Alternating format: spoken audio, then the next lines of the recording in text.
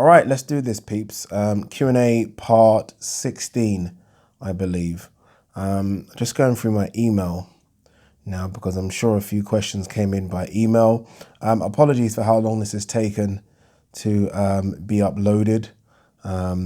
It's a bit of laziness mixed in with the fact that I know it's going to take 2 hours to film, 2 hours to then rewatch and edit, another, I don't know, 2 hours to export it, hour to upload it.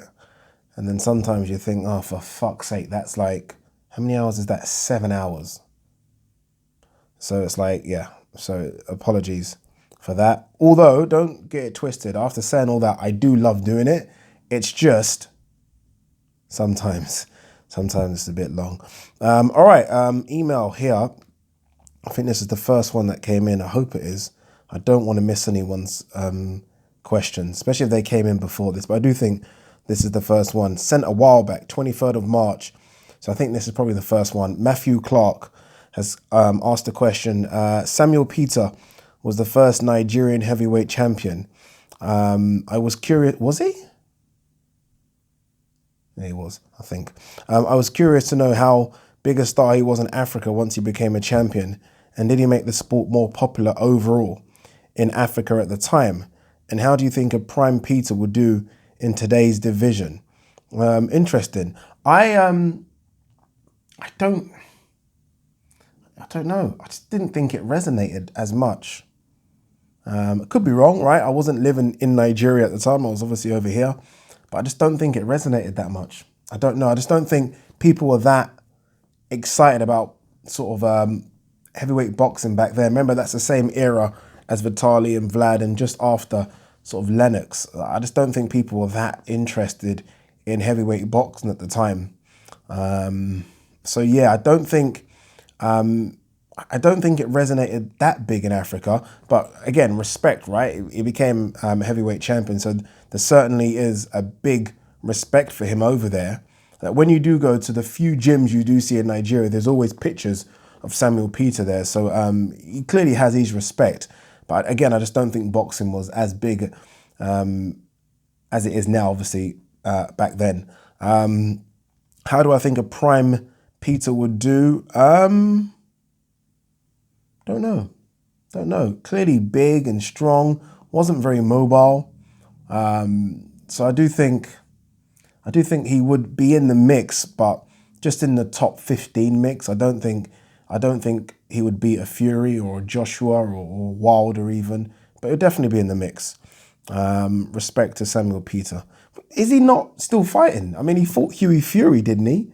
7 or 8 months ago. I wonder if he's actually still fighting as we speak. Hopefully not, but wouldn't shock me. A couple more questions came in by email. I feel like I've missed some, and I do apologize if I have, people. Question here from Aisha Queen. What is she saying? Aisha Queen. Hi, Ade. Love your channel and keep up the good work. I noticed that you don't have any playlist on your channel. I think it would be great if your content was categorized so the people browsing your channel can find what they're looking for quicker. If you don't feel like going through all your videos, I'd happy to do it for you. Really? Just shoot me an email back or DM me on Instagram. And she's left her Instagram here. I have to check out what Aisha looks like. But no, on a serious note, thank you so much. A lot of people offer help for the channel, and I love that. I do think I need help on the channel, if I'm honest with you, if I want to take it to the next stage and grow. So Aisha, I definitely will be sending you an email back for any assistance you're willing to provide. But thank you so much for that. Ryan Z says, hi Ade, what do you think of the whole PBC hood mentality from the likes of Broner, the Charlo twins, Javonte Davis, and now sadly Errol Spence? There seems to be a lack of discipline with them going to strip clubs, partying, and just doing illegal things. Oh boy. Do you think Errol Spence can recover from those influences and become a great fighter? With him now starting to be out of shape in between fights, much like Broner, I don't see him reaching his potential. It's a shame when you look at the likes of Terence Crawford, who is in shape almost year round. Yes, it's not good, is it? I actually thought Errol would be different from them. I say them, look, it must be difficult, right? I mean, who are we to speak? I can't imagine being their age, sort of, so what, early 30s, late 20s, and just being a millionaire. I'd be off the fucking rails. Telling you now, I know I'm trying to think of me mid-20s, I'd be off the rails. It must be very, very difficult. I think it's easy for us to judge them. But again, sort of going from having very little money to being a millionaire and superstar overnight can't be easy. But I did think Errol was going to be a bit different. I thought he just seemed like he was different, didn't he? He seemed very quiet and laid back, like nothing phases him. And so it is weird when you see him at these boxing events, a bit overweight, drunk sometimes. Obviously, this accident with the Ferrari, which could happen to anyone, but obviously he was drunk driving. I don't know, man. I don't know. Will he fulfill his potential? Not sure. Not sure. And when I think of Errol Spence potential, I think of cleaning up 147, going to 154 and winning a title, and maybe, and this might be a stretch, even going to 160 and causing some problems. I don't see that now at all. I don't see it at all. So I don't think he will fulfill that potential, that's a big thing though, isn't it? I mean, it's not easy, basically, what I'm trying to say, to go to 154 and win a title and go to 160 and cause problems. So, I mean, look, winning a world title and winning 2 world titles now at 147 is no mean feat. So let's give him some credit, but I don't think he's going to get to where I thought he was going to get to. What's the next question? Okay, Victor Mukundu. Dude, this is a long question. Hey, Ade, big fan of the channel. Keep up the good work. I'll try and summarize this question a little bit if I can. Do you think Lennox Lewis is given the credit he deserves? Tyson is mentioned more than Lewis, yet Lewis beat Tyson, beat Holyfield, and beat pretty every other top 10 contender division had to offer. Not to mention he beat every man he faced, avenging both losses. Tyson did none of that. I say, okay, I think boxing people, I'd like to think of myself as a boxing person, give Lennox way more credit than they give Mike Tyson. Mike Tyson is just Mike Tyson, innit? Some people will go down in folklore. Mike Tyson is that. I don't think when we think of Mike Tyson, we necessarily think of him just for his boxing. He's everything, right? Everything. The mystique about him.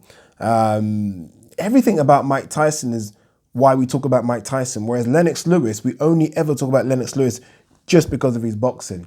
I think when we talk about Mike, there's so much other things to Mike, whereas Lennox is just boxing. And I think that's why we talk about Mike more than Lennox. All right, next question is it just me or has Hatman's content become awfully boring? He has the knowledge to make great content, but instead he chooses to make videos on the most meaningless things.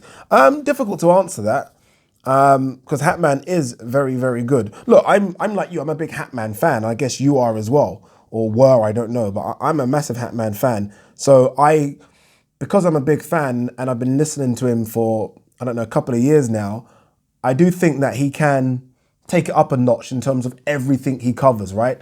I mean, I guess he does maybe cover the Wilder Fury Joshua sort of sides and Dillian White a lot, but those bring in the views. I think I would like to see him talk about other stuff, but in saying that, I do think Hatman is very, very good. And even though he still does talk about Wilder Fury Joshua, Dillian White, I still find those videos a bit exciting. I mean, he does still drop some knowledge on those videos. Final question is, do you think Hatton was overrated? To me, it was just a punch bag for the elite. What?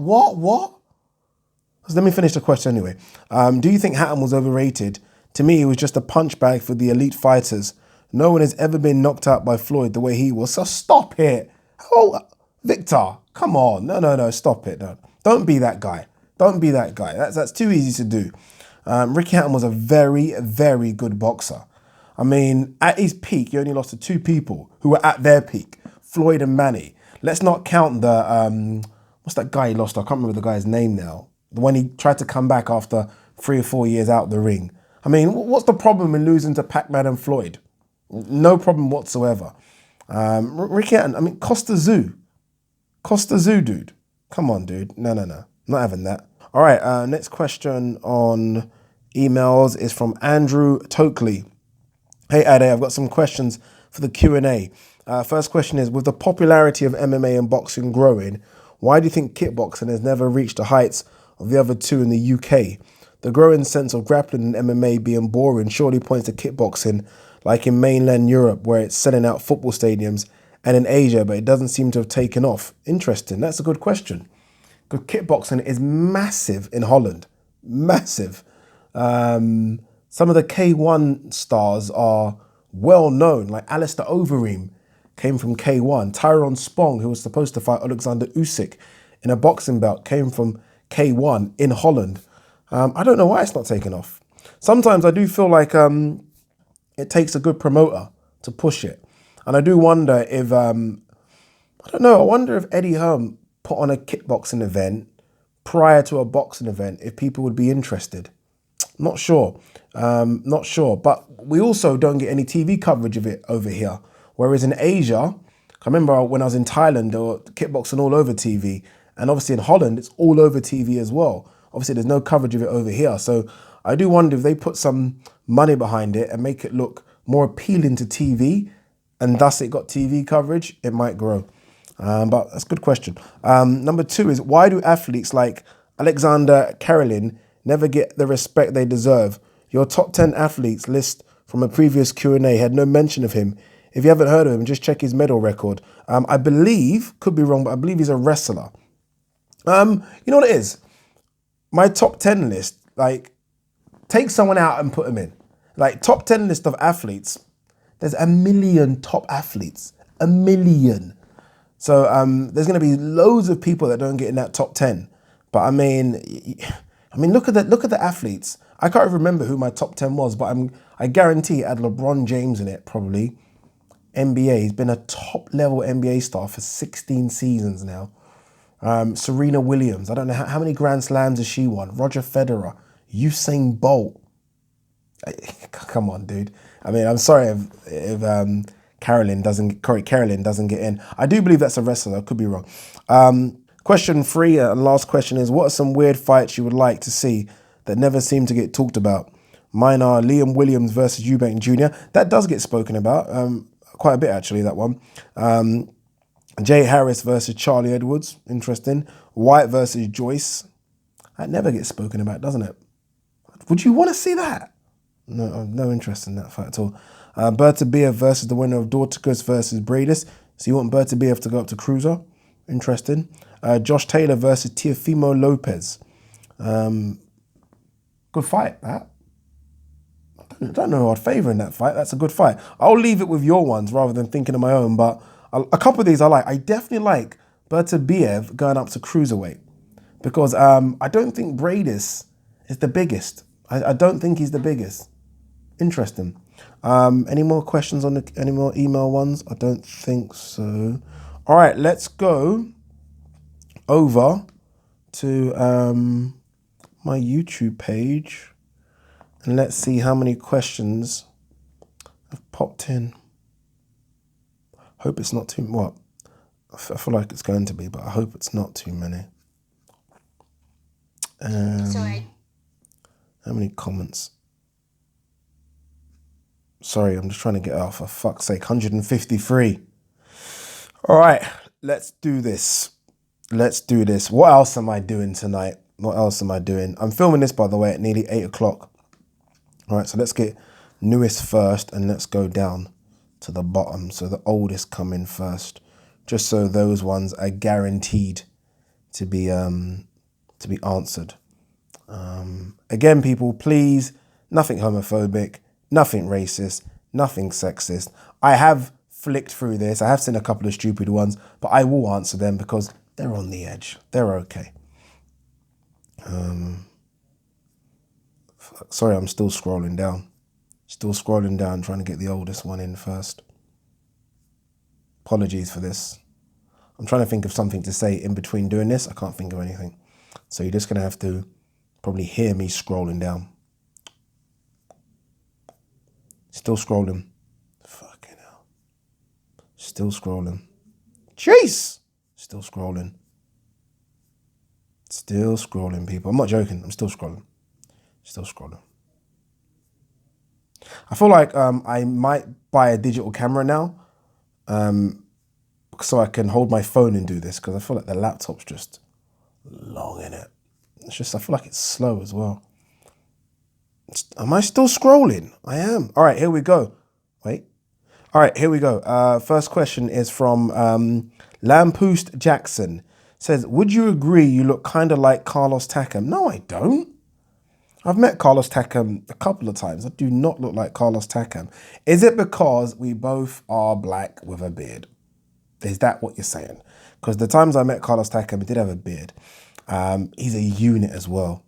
He's a unit. He's not that much taller than me. I'm 5'11". I'll say Carlos Takam 6'1". But he's fucking fix it, boy. So if you used to say I look like him, like that, I would take it. But that, no chance. XA Gregory says, who do you prefer and why? Luke Thomas or Ariel Helwani? What a great question that is, because I do like them both. You know the problem I have with Luke Thomas of recent? It's almost like if you don't agree with him, you're dumb. I've noticed, and he said that a few videos, like almost like, duh, why don't you agree with what I'm saying type thing. I can't take people like that. But I like him. I like his delivery, everything about him. I think I like Ariel Helwani better though. I don't know what it is. I like the journey Ariel's been on, how he's covered the sport from the get-go, and now he's kind of fulfilled his dreams working for ESPN. I like that journey, but I think both of them are great. It's a difficult choice, that one. Kay Doon says, somehow organize boxing talk with you and Max Kellerman. That's a mega interview. Dude, I'm nowhere near ready for that. Not ready for that at all. I mean, Max is just... But you know what it is, yeah? You've got to sometimes speak into the ether, if that makes any sense. So as much as I say I'm not ready for it, I would love to do it. And I feel like if you start speaking things like that, then it will happen. If you sort of hold yourself back saying, it's not going to happen, it won't happen. I think I'm going to do it. I think me and Max Kellerman will do something next year. I don't know how. I don't have no idea how it's going to happen, but somehow I'm going to be doing something for ESPN and I'm going to have to talk to Max Kellerman. You know how? You know it could happen. You know how it could happen? ESPN Africa are starting their boxing again. They were supposed to kick off in June. I don't think they're going to start in June. Okay, so just to kind of let everyone know what's going on. I obviously done some stuff for Fox Sports Africa. I haven't done something for them for ages now, about 8-9 months. But before they stopped their boxing, I commentated on 2 of their last boxing events. Fox Sports Africa is now ESPN Africa. All right, so we're up to date now. So ESPN Africa are starting their boxing again, and they want me to commentate. He obviously works for ESPN in America. Who knows, right? There's a bit of synergy there. There's something there. Who knows? Could happen. Unknown user says, why do you think a lot of black athletes get with white women? Do they? Do they? Is that a thing? I don't know if that's true. I think of black NBA stars. I'm trying to think of the ones I can think of in my head, all with black women. Black NFL players? No? I'm guessing you mean black footballers. And you know what? Look, I've got my preference, right? I don't consider it racist, but I've got my preference. Black ladies. That's just my preference. But I will say this, though. As I've got older, I'm now 39, I really don't give a fuck. I just want to be happy. So you know what? Let them be happy. Let them do whatever they want to do. Let them date whoever they want to date. The thing about black footballers, though, and I will say this, having grown up around Ledley King, Jermaine Pennant, Ashley Cole, and the reason I grew up around them is because my friend, or my best friend at the time, used to play for Tottenham, Alton Farewell. So we used to go to the clubs. And I will say this, when we used to go to those clubs back in the day as 19, 20, 21-year-olds, a lot of white girls were at those clubs. I'm trying to think now, a lot of black footballers used to go to those clubs and there wasn't many black girls in those clubs. So you just end up kind of dating what's in the clubs, don't you? That's what you used to do anyway. So that might be how it happens, but I just don't care, if I'm honest with you. I just don't care. Just be happy. I think this coronavirus just taught me that. Just be fucking happy.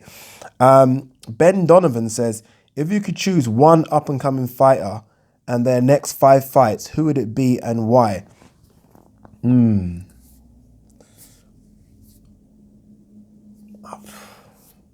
Such a good question.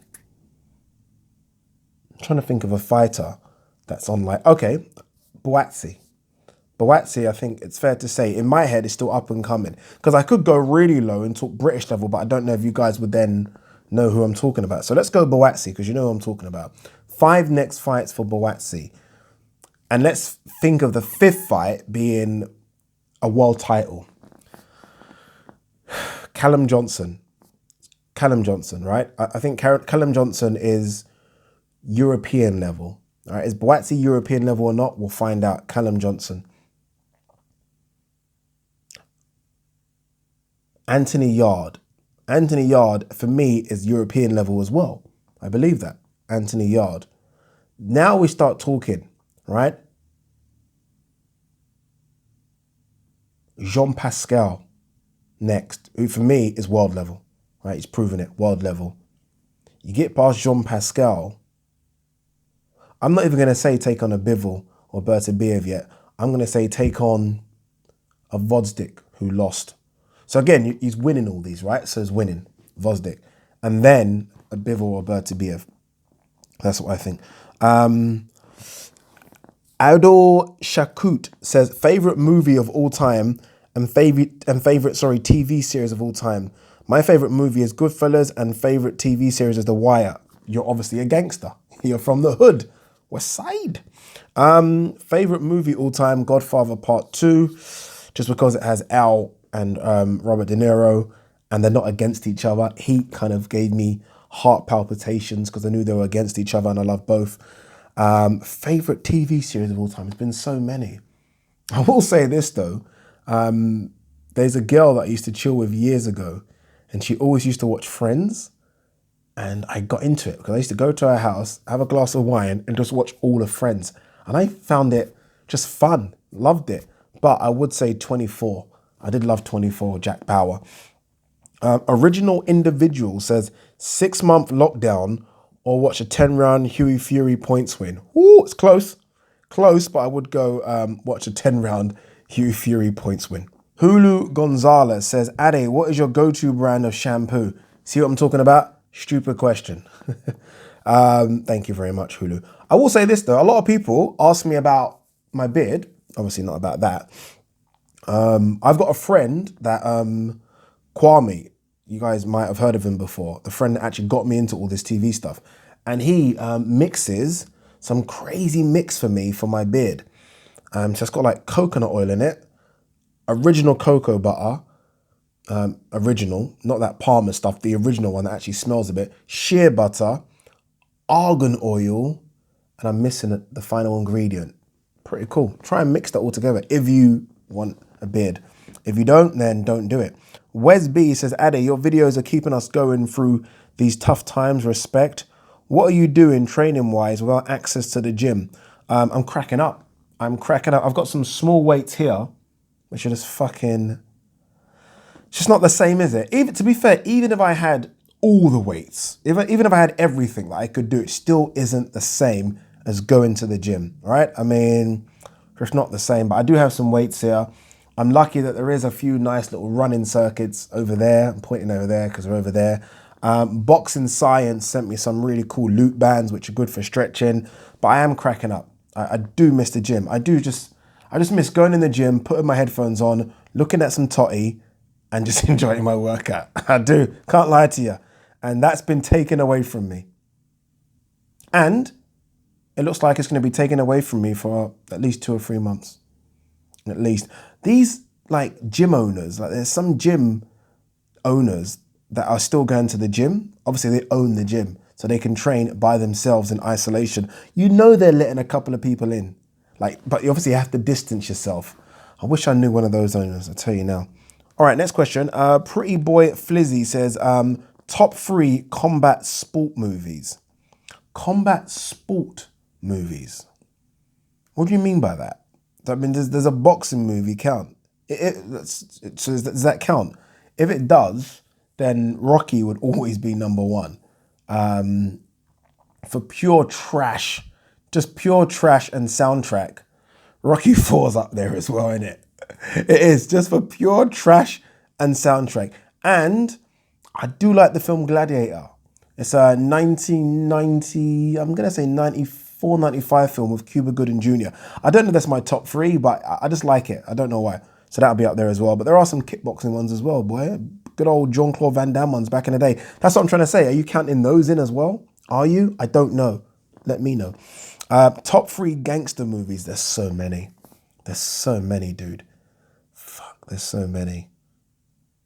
So many. Like Godfather.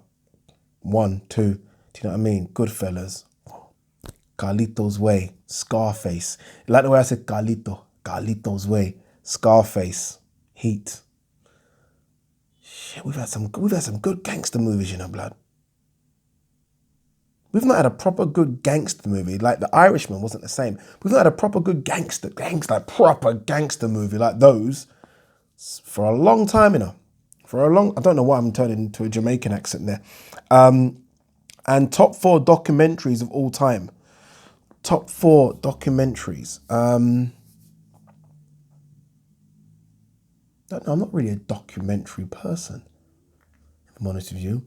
I did like the one about doping. Was it Icarus? Is that the right term? I don't know. I think that was the one, but not really a documentary person.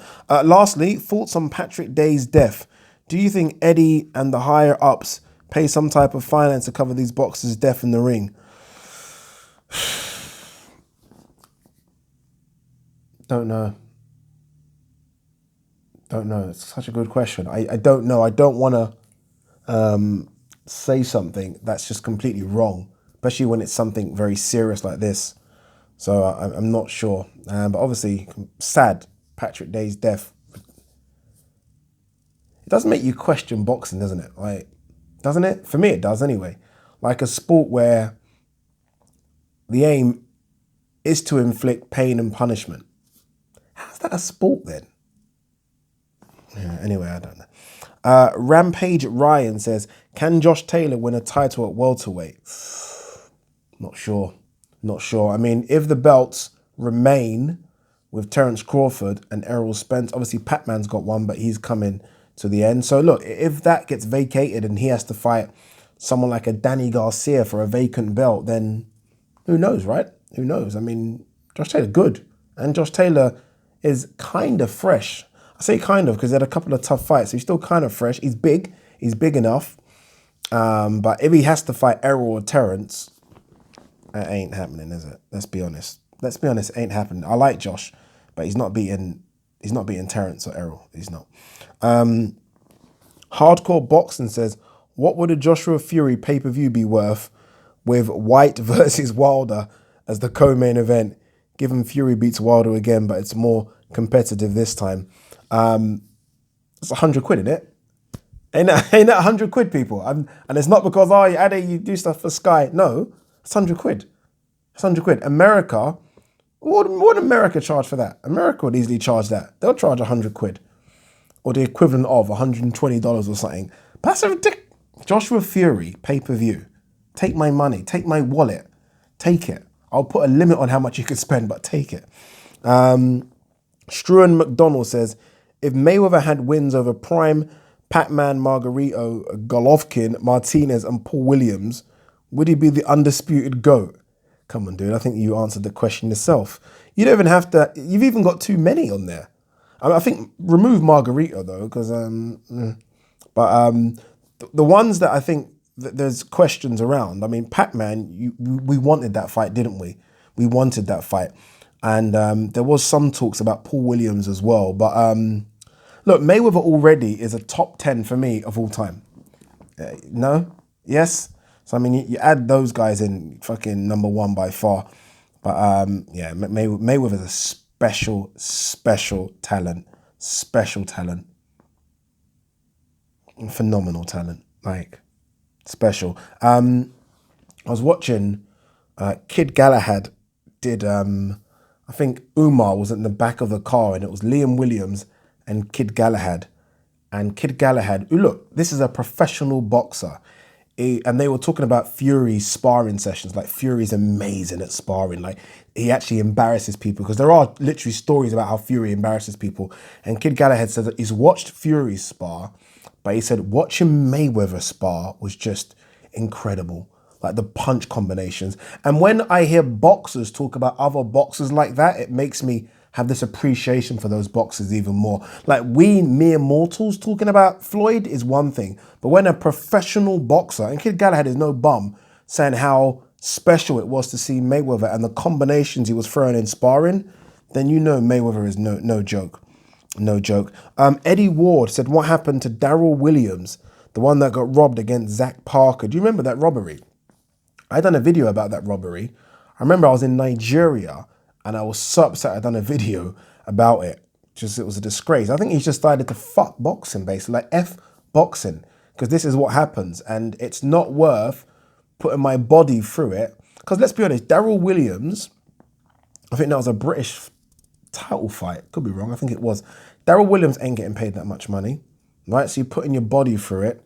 You're getting beaten up in sparring. In sparring, you're getting beaten up. And then you have the fight and you're getting beaten up. Your body's all bruised. And then through all that, you put in a performance that deserves the win and you don't get it because of corrupt judges and officials. It's like F you, sport. And that's what he's done, basically. So good luck to him, whatever he's doing in life right now. Tom Shaw says, do you think Mo Farah is clean? Logan Marr says, do you think a prime Manny Pacquiao beats a prime Floyd Mayweather? It depends, because a prime Floyd Mayweather is at 135. I don't know. What was a prime Pacquiao? 130? Was that 130 when Pacquiao was fighting Marquez, Barrera, Morales? If that's the prime versus prime you're talking about, then no, I think Floyd wins.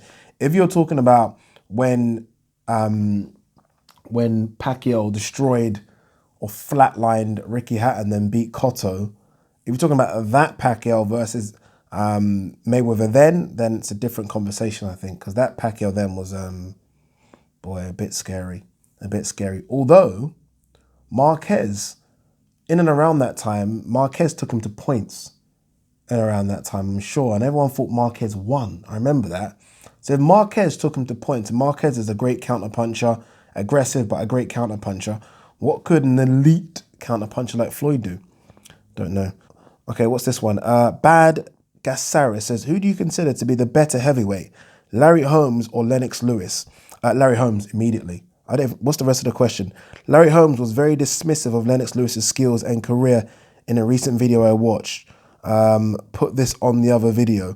What other video? Oh, okay. Yes, that's a good point. He's talking about the other video where I'm comparing eras. Yeah, Larry Holmes, all day. I think Larry Holmes is the second best heavyweight of all time. I think behind Ali, I think Larry Holmes is that guy. Just that he's almost a bit like Vlad in the sense that it's not his fault that he didn't have the people around in his era, right? So he came straight after Foreman was kind of done, and although Foreman still went on to fight again, but the Foreman was done, and Frazier and Ali were all coming to the end. And then towards the tail end of his career, when he came back out of retirement or that kind of hiatus to fight Tyson, those guys started coming. So in between that, he cleaned up. Best jab in boxing, aggressive, could punch, big, strong. Larry Holmes is legit. I think peak Larry Holmes beats peak Lennox Lewis. I think so. Could be wrong, but it's just what I think. Evan Roberts says, do you like Khabib's idea of doing 11 3-minute rounds of boxing and 1 5-minute round of MMA against Floyd? Is that what he said? That's crazy. No, scrap it.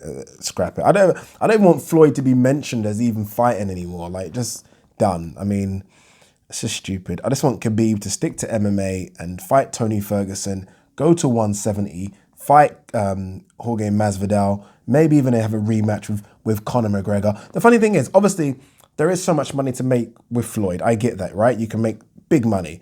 But there's so much money to be made in MMA. There are some big fights there for him. There's Tony Ferguson at 155. Then, obviously, he struggles to make weight, does Khabib. Go to 170, and there's monsters everywhere. Big money fights as well everywhere. He should stick to doing that. I guess the problem for him is that MMA just simply doesn't pay anywhere near the money boxing does. So you can understand why he just wants to go and have a boxing fight with Floyd, because he saw Conor get that $100 million check. And I doubt that Khabib's even getting paid $5 million in MMA. I doubt it. MP says, Ade, who is in your top 5 pound for pound at the moment? It's been a little while since you've done it. And to be honest, a lot has happened in that time. A lot has happened. So I would, I hate to put Canelo number 1. I do. I have to be honest, I hate it. But Canelo probably is. On what have you done for me lately? Canelo might be number 1, right? Since I done my pound for pound, Canelo has beat Danny Jacobs and beat Kovalev. You know? So I'll go Canelo, Loma, just because the Loma is like Messi. Is that good? Canelo, Loma, Terence Crawford. I know people are going to say, yeah, but Terence Crawford hasn't beaten anyone. I know. It's just I want him in there. I want him in there. I'm sorry he's in there. Terence Crawford. Usyk's got a bit of a problem because Usyk's in there for a lot of people based on what he done at cruiserweight, all right? And his last fight at cruiserweight was November 2018. Does that still hold weight? Does that still hold weight? I don't know. Inoue, so I'd go Inoue number 4. Estrada? Don't know. I'll tell you who might now be floating into the top 10 again. Roman Gonzalez for that performance against Cal Yafai. Unbeaten Cal Yafai. He might be floating around top 10. I have to think of number 5.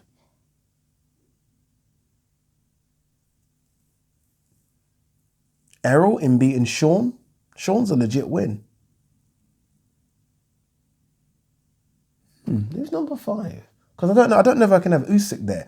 I mean, do heavyweights get in there? Does Fury get in there as a heavyweight? I don't know. Not quite sure. Tom Shaw says, have you ever met Hatman Strikes Back? And if so, what does he look like? I've never met him. No, we've swapped, I think, messages a couple of times, but I've never met him. I'm guessing he looks like the guy on his T-shirts and cups that he's selling. I'm guessing that's what he looks like, but I've never met him. I would like to, but I don't know if he'll show his face. Even to me, I'm not quite sure. I'm guessing he's a big lump because he do security or something. So I'm guessing he's a bit of a big guy, but never met him before. All right, next question. Big Dan says, can you answer who you think would win these fantasy matchups? Thanks. Mike Tyson versus Ali. Vitaly Klitschko versus Tyson Fury. This is the one I had on my 2020 video versus 2010 video. Peak for peak. I don't know. You know, Vitaly nasty, you know. Vitaly nasty. Don't know. Let me come back to it. Larry Holmes versus George Foreman. Larry Holmes. Rocky Marciano versus Mike Tyson. Oh, Mike. All day. I don't care about Rocky Marciano's unbeaten record. I think Mike would eat him. Just like Rocky. Think about it, Mike was small. Rocky tiny. Rocky Marciano tiny. I think Mike would eat him. Back to the Vitaly Fury one. I think I'd go Vitaly. I don't know. Why am I taking it like it's so serious? I don't know. Alamide Doherty says, I like what Sky are doing with the fight rewinds. What are they doing? I've not even seen. How's life going in this current quarantine, Ade? It's not going very well, my friend. It has made life quite inactive, I would say. I would say you are correct. So I concur. It's not great, is it, right now? It's just not great. What can you do? Freddie Jones says, why do you think the LDBC are so hell-bent on ruining boxing for everyone? All right, I'm so happy someone asked me this. What is the LDBC? What could that be? LD. I have absolutely no idea what this is. I said something about Deontay Wilder. I can't remember when, and someone said, oh, the LDBs are going to come for you. And I'm like, what? Who are the what? So someone please enlighten me. Who are these people? And should I be afraid? The Van Life Project says, Ade, love the channel. Thank you, dude. Strange question, but what is the tattoo on your left arm? Oh, left arm. It's been bugging me for about a year trying to figure out what it is. It's not finished, actually. It's my dad and you're probably not going to be able to see it, but it's my dad on his old Mercedes, but it's not finished. It's supposed to be wrapped around, but I just got a bit. Don't know why I haven't finished that. I'm gonna finish it. But yeah, it's my dad sitting on top of his old Mercedes. My dad in Nigeria used to love his Mercedes, boy, them old ones. So yeah, my mum gave me that picture, which is now up there. And yeah, I tattooed it. You know, I started getting tattoos when I was 16. So that's 23 years ago. It's weird because now I see people with tattoos and it's obviously quite a fashionable thing now. But when I started getting them, my mum went fucking mental. Because I've got two older brothers that were a bit naughty. And she thought I was just obviously following their path. And I wasn't. I was just getting them. And she wasn't happy. And let's just say I didn't stay in the house very long after that. Thanks, mother. I know you love me now, but thank you very much for kicking me out. Piglet Smith says, what will Usyk be looked at as a heavyweight in 5 years, in your opinion? Don't know. Not sure. Not sure how we'll look at Usyk. I feel sorry for him. I wish Usyk was 28, 29. What is he, 33? A few injuries now. A lot of inactivity. Obviously, this fight now with Chisora being postponed, so that's pushing him back further and further. By the time this fight comes round, Usyk could have fought once in something like 2 years. So I don't think it's going to be very much, if I'm honest with you. I don't. Yeah, I just don't. I feel like it's going to be decent, but I feel like they're just going to have to gamble and have the Chisora fight and then go straight into something very big. And by very big, I mean Joshua. I don't think they can just play about and wait anymore. They've just got to go just to get that big money. They've just got to go. Mark Bailey says, 2 recent stories about Billy Joe, coronavirus airplane prank call, and video about how to hit women in coronavirus lockdown. Following the incident with the meth woman, I asked myself, how can you make such serious lapses in judgment? I've done the video already, Mark, so you probably have watched it, and it shocks me as well. It does. Like the coronavirus prank call on the airplane. Funny, right? You laugh. I laughed when I heard Billy Joe's call because you could hear his call. Someone put his call up on WhatsApp or something. Sorry, on Twitter. But the one hitting the punch bag, I'm sorry, no excuse for it. It's just stupidity of the highest. Stupidity. Just stop it.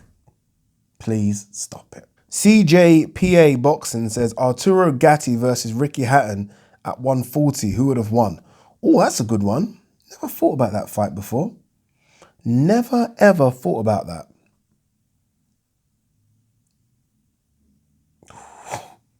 That's a good fucking fight, isn't it? That's war. Jeez, that's war. Hatton was very good going to the body, you know. And Arturo Gatti didn't like those body shots. I mean, Mickey Ward will tell you that. I'm going Hatton. I'm going Hatton to beat Arturo Thunder Gatti. Sorry, that was a very bad impression. CRB says, you seen Tiger King on Netflix, bro. 100% dude was framed. He's a legend. You know, I've only started watching it. I watched like the first 2 episodes. I might finish watching it tonight or watch more episodes tonight. But yeah, I done a video earlier telling people to watch it because I think it's fucking crazy. Shit back crazy. But we all like a bit of shit back crazy in our lives sometimes, don't we? So I haven't seen all of it. I will 110% watch it to completion when I get some time. I am PK13 says, when Ali called Frazier the white man's champion, do you think he truly believed that? Or was he just trying to get in Frazier's head and sell the fight? I think he was trying to get in his head and sell the fight, but nonetheless, he went too far, didn't he? I mean, especially when you watch, I watched so many documentaries about Frazier and Ali, and you listen to people that are from Frazier's side of the family, and how they talk about how that affected Frazier mentally. Not just from you're psyching me out in a boxing match, but I'm talking about him personally, like deep rooted, how that affected him. Especially that era where it was very racist, and you're calling someone that is very pro-black, based in Uncle Tom all the time. That must be difficult to take. And I don't think he ever really forgave Ali, which is a shame. Never really forgave him. Football King says, do you think boxing should follow UFC model on making good fight cards that don't have just one good fight? Like example, UFC 244 Covington versus Usman that had 3 title fights on the main card. It ain't gonna work in boxing, and it's simple. UFC are able to do this because UFC pay their fighters peanuts. It's that simple. It's that simple. I've made the argument as well, by the way. I've seen some of these UFC fight cards. I'm like, oh my God, it's the most stacked fight card in the world. And no doubt Dana White has given these guys a bit more money under the table, right? Obviously the performance of the night bonus and all that crap. But these fighters ain't getting paid shit. Compared to boxing, they're not getting paid shit. I sometimes feel like boxing's overpaid and UFC's underpaid, and there's somewhere they need to both kind of get in the middle. But yeah, it would never happen in boxing because the boxers would require so much money. Hence why in boxing you get a massive pay-per-view event and you get 2 big stars and the drop-off is just unreal, right? Just because you got to pay those stars at the top some big money. That's it. Whereas UFC, they just don't get paid. Why do you think Khabib is desperate for a fight with Floyd? Why do you think Conor is calling out Floyd, Canelo and Pac-Man? He knows the money's in boxing. It just is. It's in boxing. Rashid Saidi says, do you ever remember in living memory any pandemic like the coronavirus outbreak stopping the modern world so suddenly and abruptly like this? We had chickenpox and the mad cow disease, but I don't ever remember anything like this. It feels like we're in a post-apocalyptic zombie movie. Care to comment? Yeah, it's crazy times. There's no 2 ways about it. I mean, and we're all feeling it, right? Rich, poor, famous, not famous, presidents, anyone, right? It's getting everyone. So it is a bit crazy. It's weird though how, I don't know.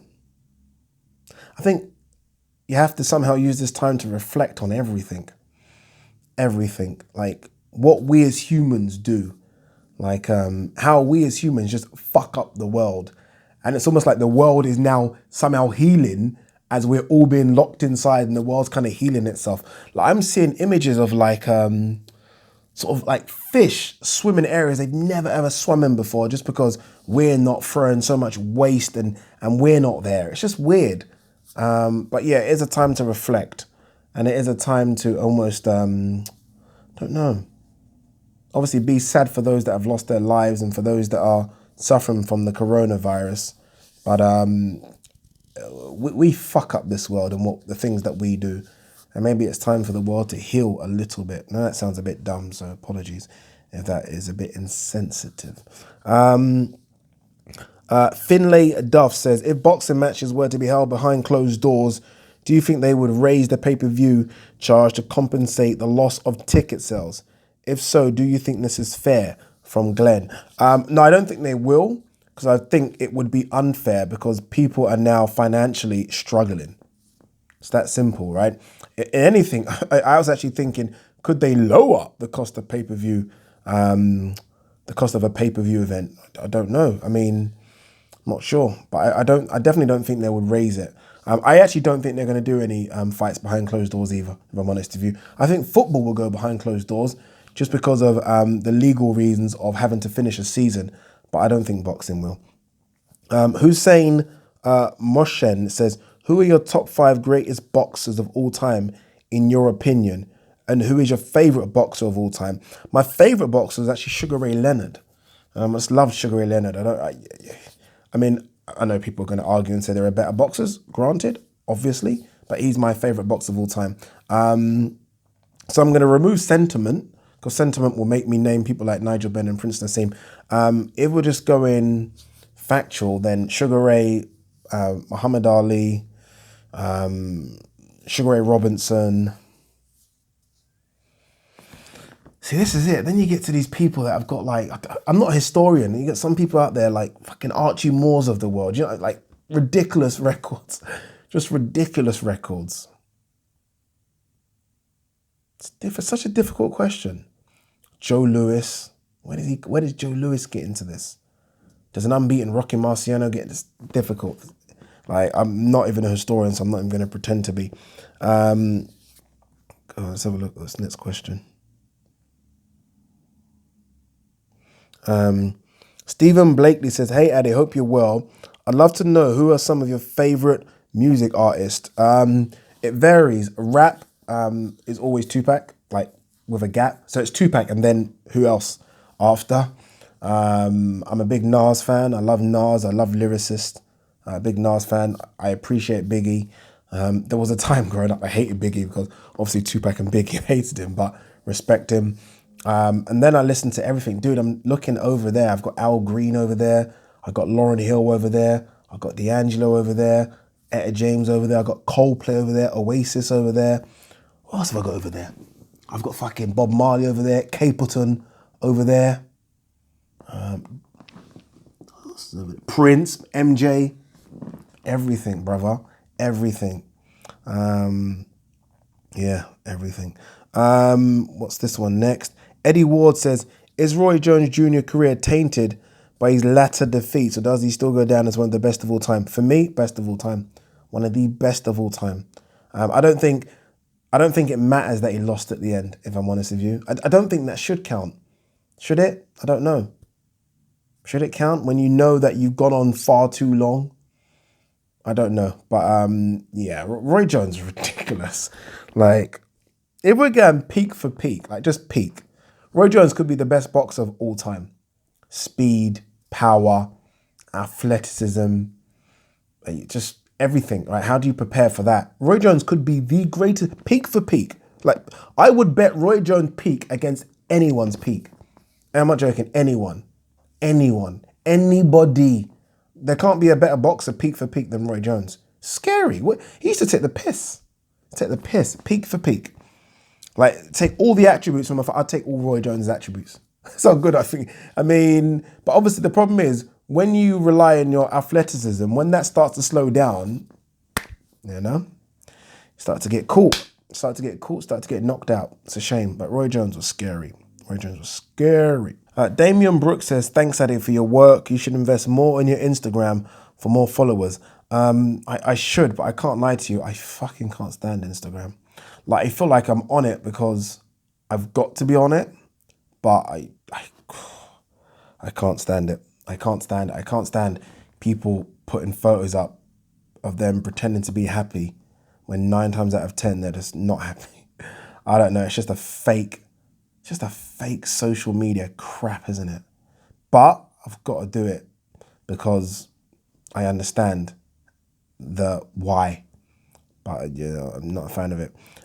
Question: what do you think of Israel Adesanya and Paulo Costa matchup? And by the way, my beautiful younger sister has a crush on you. That's funny. I am single. But I love that matchup. Israel Adesanya, Paulo Costa. I love it. I absolutely love that matchup. I would favor Israel. Is starting to look a bit special, isn't it? When you think of Israel now, you are starting to think of Anderson Silva, John Jonesy. I do anyway. I think he's kind of a bit like them now for me. Paulo Costa, strong, powerful though. Has a gas tank. That's one thing maybe you could accuse a Yoel Romero of not having now, his latter age. So it's a good matchup. I would favor Israel. Feel free to DM me your sister's photo. I'm joking, by the way. Am I? I don't know. Hans Kessie says, can you get Hatman or Boxing Beats and Rhymes or Sporting Icons on the green chair? If not, you can try and do a joint live stream together. Yeah, I might actually reach out to Boxing Beats and Rhymes and Sporting Icons. I mean, I've tried to reach out to Hatman a couple of times via Twitter DM and no response. So I will try and reach out to Boxing Beat and Rhymes and Sporting Icons to see what we can do together. Because I do think collaboration is good, right? Why not? Ryan Morgan 97 says, do you think David Haye was injured before both fights with Tony Bellew? And do you think he believed he could even win the rematch? Absolutely not. Absolutely not. I think he was injured. I think he knew he was injured, but I also think he thought, you know what, fuck it, I'm going to get paid 3 million and then 6 million or whatever he got paid. I'm guessing he got paid a combined 10 million for both fights. I mean, he knew, like, you've got to be morally very strong to know that you're not going to take that. Especially when you know that's your pension, right? David Haye wasn't going to fight again after that. You've got to be very like, I'm not going to take this money and I'm going to be respectful because I'm injured and I'm going to pull out. Or I've got 5 rounds in me. Do I take the 5 million? I'll take the 5 million. I think most people would, if I'm honest with you. Durrell Carter says, who is your TV presenting idol? In the sports world, I think it's Gary Lineker. I think you almost forget how good Gary Lineker, you almost forget he was a footballer. I know he's been doing this a long, long time, but his transition from football to this has been unbelievable.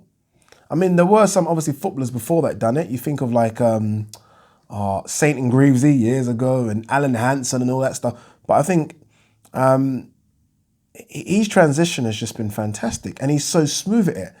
And yeah, I think Gary Lineker, from a sporting perspective, I think he's my presenting idol. Damo11 says, hi, Addy.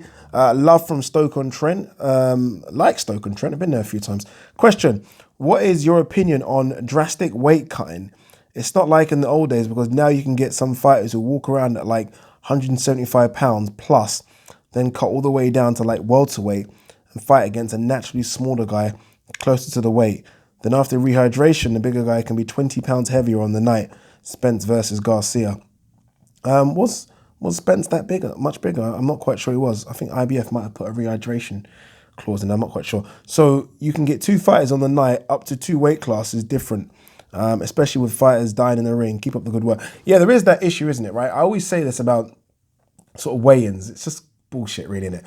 Fighters might weigh 147 pounds. Let's just take 147 pounds because he's mentioned it. So they will weigh 140 pounds, the same, for the all of like an hour. An hour, and that's it. And then it makes no sense. It makes sense. The only way it makes sense for me is if there's some sort of tap on, you can only weigh this amount on fight night, right? So maximum 155. So if you come in at weigh 147, 155, that's the limit. I'm sorry. Not that these guys are fucking going up to 160 something can, like, he's right, because if Mikey was to fight an Errol, for example, and I don't know if there was a hydration clause in that fight where Errol couldn't go any higher, but if Mikey was to fight an Errol, Mikey, who was clearly a small guy, would weigh in 150 fight night, 152. Errol could come in 160 plus. That's just, what's the point then? What's the point in us both weighing in at 147? Well, I don't see the point. Michael Lee says, what's the point in Dillian White? Good boxer. That's the point. All right. Zeno Kyriakidis says, best pound for pound ever.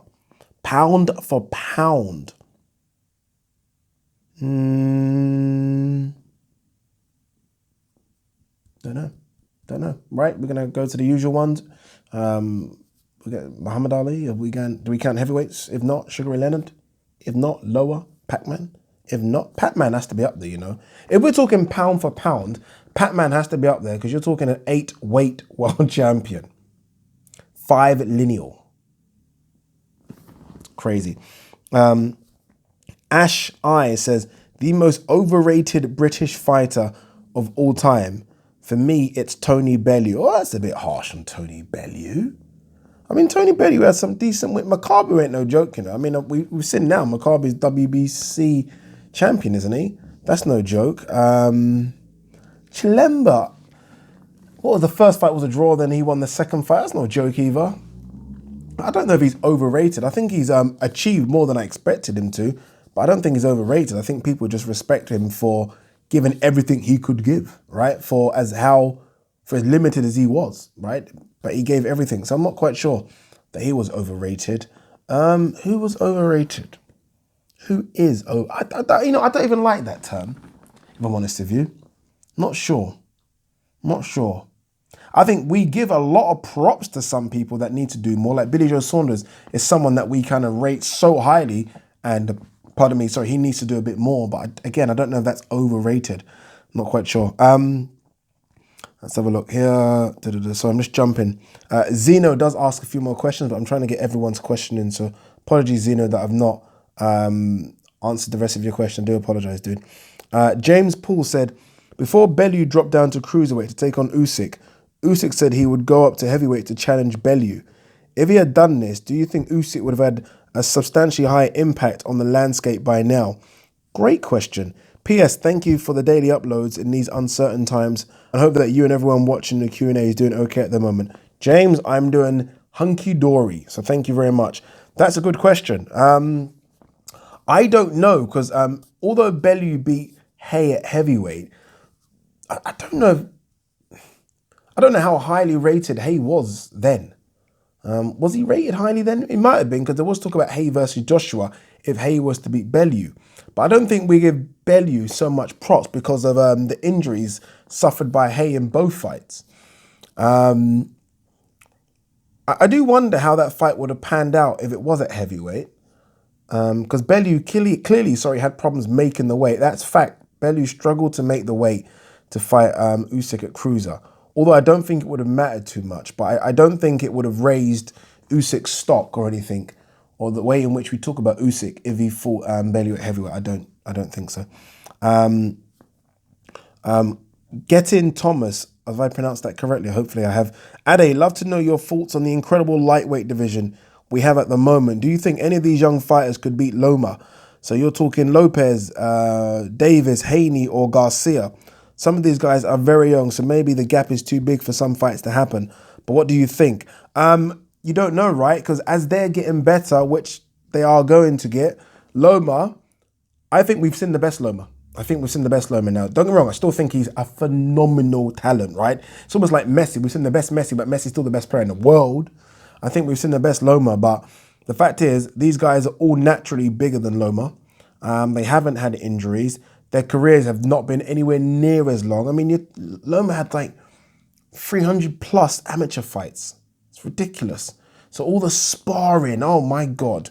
All the staying on weight, oh my God. Fighting every 4 days, oh my God. His body's been through a lot, and I think his body's starting to break down. So they could definitely catch him, but I don't think any of these guys will do it. But who knows? I do see Loma beating Lopez, and then you never know, he might call it a day or have one fight at 140, or maybe go back down. I don't know. We'll never know. Jake Aqua says, hi, Addy. Hope you're keeping well and safe.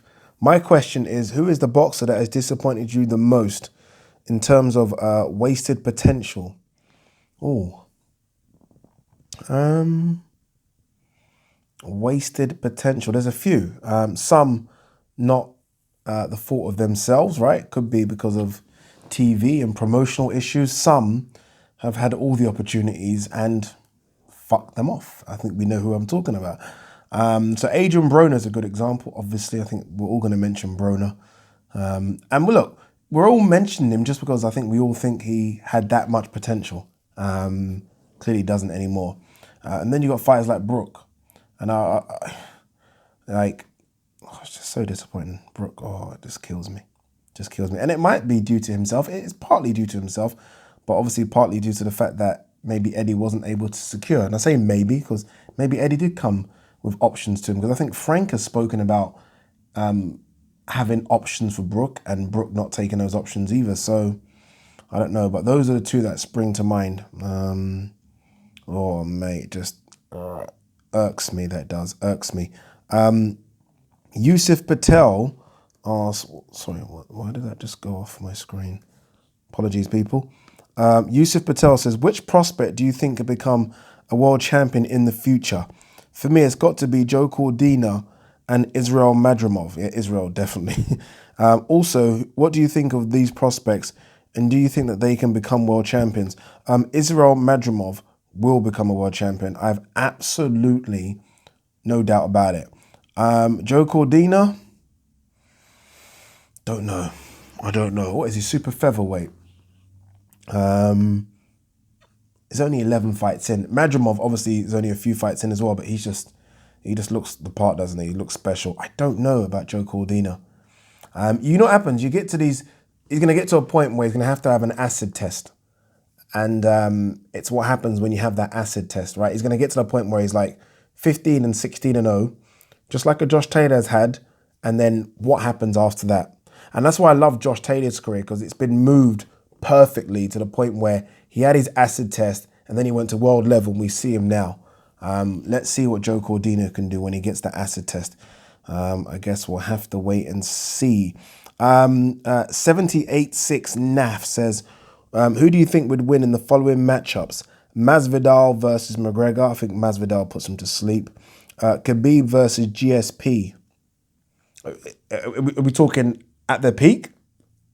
If Khabib goes to 170 now and GSP at 170 at his peak, I would go GSP. Just because, GSP is funny because GSP is one of the best wrestlers in the history of MMA, but he wasn't even a wrestler. He didn't do collegiate wrestling. But I would actually go GSP, right? Because it's a case of you need someone that can get Khabib down and can get up if Khabib takes you down. And I think GSP could do that. Nate Diaz versus Tony Ferguson. Oh, Tony Ferguson would light him up. Light him up, brother. Oh, be painful to watch, I think. Forward says, is the COVID-19 pandemic a small blessing in disguise for boxing fans that now leads to more stacked cards?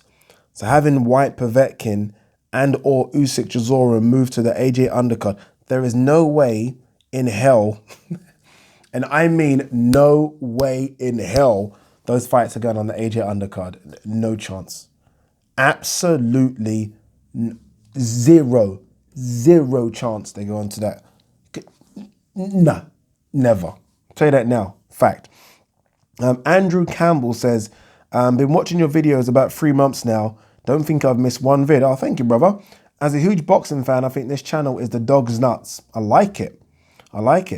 Question, by the end of 2021, do you think we will have an undisputed champion at either heavyweight, super middle, or welter?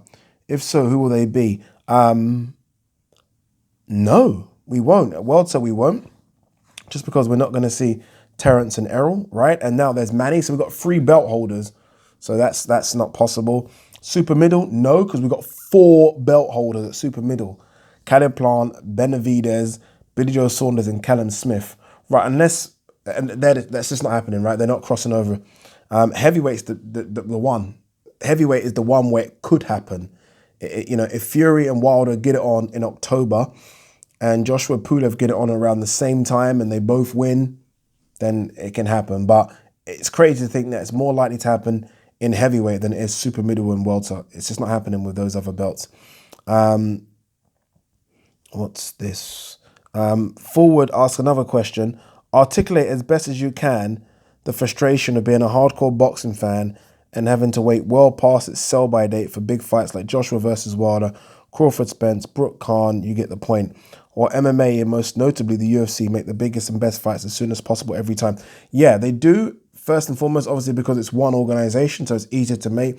And second, like I just pointed out earlier, they pay pennies. It's that simple. They just don't pay the money. So they can do it, right? It's embarrassing what the UFC pay. I'm sorry, embarrassing. Especially when you see some of the big events and maybe it just works for them, right? Maybe their model works better. But when you see some of the big pay-per-view events that are doing over 1 million pay-per-view buys, some of them, obviously mainly with Conor, these fighters should be getting paid 30, 40 million. Fact, and they're not. They're not. Even for the ones that don't do 1 million, even for the ones that do 500,000, these fighters aren't getting paid. It's ridiculous. Like, I wonder if Amanda Nunes, who is the champ right now, who I think is probably the best female fighter of all time, above Chris Cyborg, I wonder if she's ever earned an $1 million paycheck. I wonder. I doubt it. And she should have, because she's that good. I don't know. Ty ZEHD says, hey, Addy, how are you doing? In an MMA boxing crossover event between Francis Ngannou and Deontay Wilder, who do you think would win? They would fight under slightly modified boxing rules, maybe smaller gloves or something along those lines. Let me tell you now, if this is stand-up, Deontay Wilder would ice him. Absolutely. Like, these MMA guys can't box. Some of these, I'm not joking, they can't box. And I like a lot of these guys, they can't box. I mean, there is footage going around of a very, very, very young Andy Ruiz Jr. fighting the then UFC champion Andre Arlovski, a guy that I like a lot.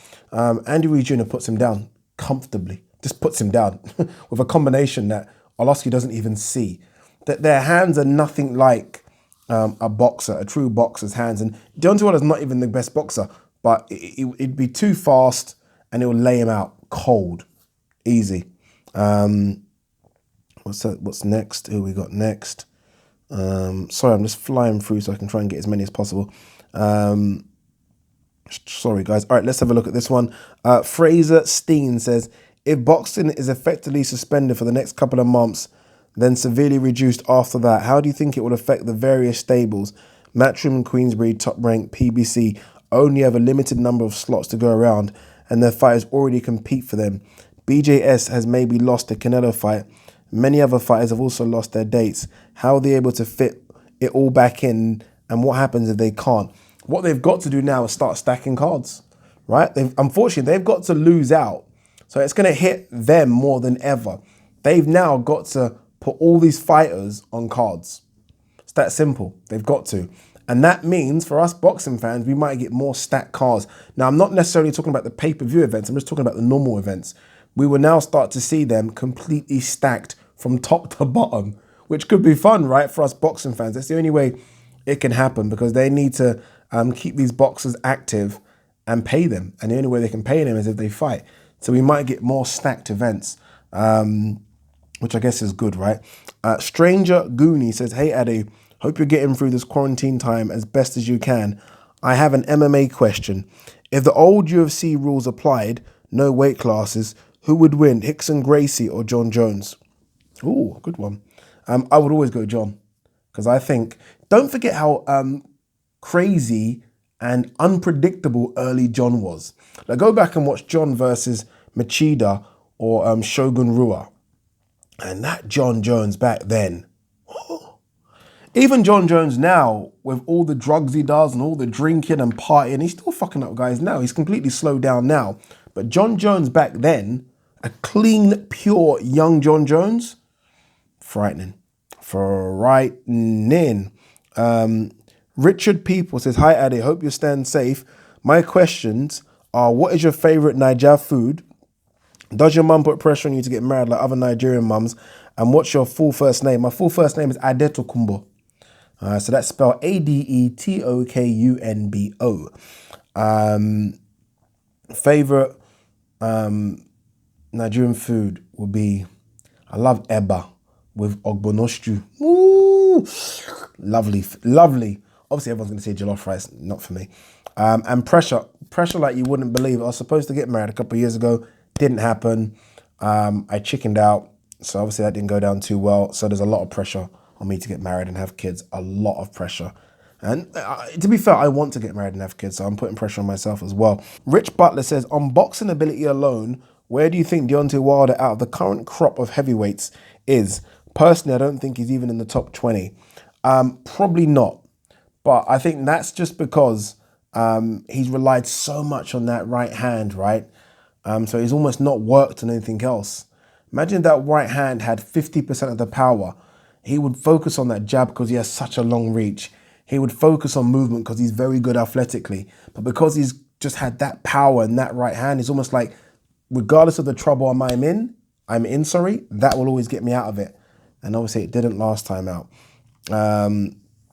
Boxing IQ says, great vid, lovely videos, inspired me to make my channel. Well done. Keep doing your content, my brother. Keep doing it. Fans over the world says, not a question, but props to you for the regular uploads. Thank you. Thank you very much.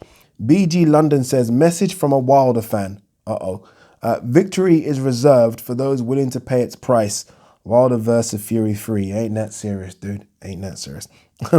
Brad Smith says, do you think Khabib versus Ferguson fight will still go ahead in April? Behind closed doors, maybe. Love your videos, man. Keep up the good work. And looks like it won't now, unfortunately. Because we're hearing that Khabib is in Russia and can't get out. And obviously Tony Ferguson's in the US. Khabib did go to the UAE a week ago, because there was talks about the fight happening in the UAE. So he went there, then he found out the fight wasn't happening there, and then he chose to go to Russia. And now he can't get out of Russia. But if anyone can do anything, it's Dana White. Mark Hinman says, if Dillian White wasn't with Eddie Hearn and Matchroom, do you think he would have had a world title fight by now? Eddie deliberately keeping him away from Joshua or not pushing the mandatory position enough? I don't know. I mean, you look at some people that have had world title shots and you think, how have they had one? Like Dominic Brazil's had a world title shot, Molina, world title shot, obviously Andy Ruiz, Jarrell Miller was going to get one. Huey Fury has had a world title. Fuck me, Huey Fury's fought for a world title. I forgot about that. Against Joseph Parker. I don't know. Sorry. I don't have the coronavirus. It's just a cough, people. When you say, though, Eddie deliberately keeping him away from Joshua, you say that as though Dillian beats Joshua, which I don't believe. We've seen that fight. Although Dillian's got better, Joshua's got better, right? No? So I don't think it's deliberately keeping him away from him. But, I mean, you don't want, if you don't need to, you don't want to put Dillian White in against AJ. I get that point, but I don't think he's deliberately keeping him away. But yeah, it is interesting what's going on there. Wazza A says, would you drink your own urine if it gave you an edge to win a fight like Marquez did in 24/7 versus Mayweather? Interesting question. No, no chance. Stewie Griffin says, how long do you think it will be before life returns to complete normality in the UK? Complete normality, probably August, September, which doesn't even fucking make sense. Because I'm telling you this in March. Fucking hell. I don't even know what to say. He asked another question, says, have you watched The Good, the Bad and the Ugly? Of course I have. Clint Eastwood, come on. Or The Godfather. If so, what are your thoughts on them? Great movies. You're talking legendary movies here. You're talking iconic movies. I might even get a movie poster of that, actually. I've actually got some movie posters in my bedroom. What have I got in there? I've got Jaws. Don't know why, I just like the movie poster. I think it's such a great movie of the girl swimming and the Jaws just below her. Yeah, and I've actually got Godfather 2. So yeah, I do like movie posters. Han Azam says, hi Ade, where has Ruslan Provodnikov gone? He was a great fighter. I think he has the best chin in boxing. Thank you for all you have done for boxing. Big love. Big up, brother. Didn't he retire after fighting Lucas Matisse? And they just went to war. And it was actually horrible to watch because it was just like, just boom, boom, boom, boom. What was he called? The Siberian Monster, or the Siberian Tyson or something. See, I think he retired after the Lucas Matisse fight. I could be wrong. I think it was Lucas Matisse fight he retired after, I think. Let's have a look. Finbar White says, if you could commentate on any fight, which fight would you like to be, past or present or fantasy? Keep smiling, Eddie. You're doing a great job. Stay positive, my friend. Thank you, brother. It would have to be, Hagler Hearns. Have to be. I mean, how are you going to commentate on that? Like, you have to test yourself on a fight where literally as soon as the first bell goes, it's just straight in. There is no warm up. There is like, oh, he's feeling him out. He's through a left jab. No, bang. That'd be great to commentate on. Ollie says, thoughts John Jones' latest charge. He's obviously not right, is he? Like, you know, like, there's clearly demons. He has massive demons inside. And he needs to see someone about it now. Like, there's incident after incident after incident after incident. Now, I love John Jones. But clearly something wrong. And that's sad to see. Also, prediction for Khabib versus Ferguson. I think Khabib gets it done within the first 2. Nah, blood. Nah, I'm not having that. Not against Tony Ferguson. What? Nah. I think Khabib gets it done. Points. But not, nah. Nah. Ferguson's good. Good dude. He hasn't lost, I think he's like 15 fights in a row or something ridiculous like that. So I don't know. Barry Anderson says, if you had to compete in 3 sports at the Olympics, what would it be and why? Love the channel, bro. This is going to sound a bit random. Badminton. Dude, I love badminton. I was so good in badminton in school, it was scary. So good. And then, randomly,